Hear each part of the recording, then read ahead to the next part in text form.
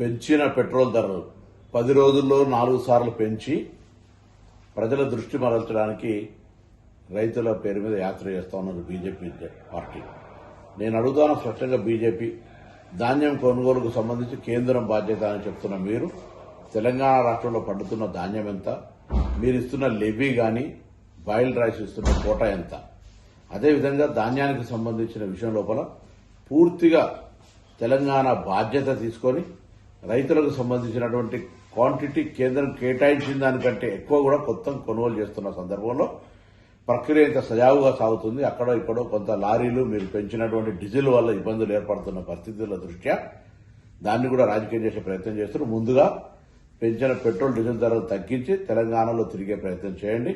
అదేవిధంగా ఈరోజు ధాన్యం కొనుగోలుకు సంబంధించి తెలంగాణ ప్రభుత్వానికి కేంద్రం నుంచి రావాల్సిన అన్ని రకాల సహాయ సహకారాలు అందించే ప్రయత్నం చేయండి. మీరు రైతు వ్యతిరేక ప్రభుత్వం, రైతులకు 60 సంవత్సరాలకి పెన్షన్ ఇస్తున్నారు, రైతులకు సంబంధించి అన్ని రకాలుగా సహకారం చేస్తానని ఒక్క మాట కూడా అమలు చేయకుండా ఈరోజు రైతు వ్యతిరేక ప్రభుత్వంగా కేంద్ర ప్రభుత్వం నడుస్తోంది.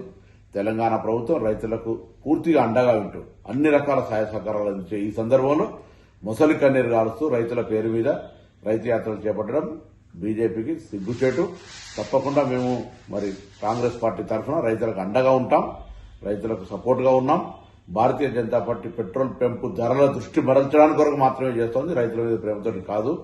అదేవిధంగా యూరియాకు సంబంధించి కూడా రాబోయే కాలంలో సీరియస్ గా ఈ ప్రభుత్వం, ఎందుకంటే కేంద్రం మాత్రమే తయారు చేయగలుగుతుంది, కేంద్రం మాత్రమే సప్లై చేయాలి కాబట్టి రైతాంగాన్ని ఇబ్బంది పెట్టకుండా కేంద్రంలో మీకు సంబంధించినటువంటి యూరియా విషయంలో కూడా తెలంగాణ ప్రభుత్వానికి అన్యాయం చేయొద్దు, తెలంగాణ రైతులకు అన్యాయం చేయొద్దని సందర్భంగా కోరుతా ఉన్నాను.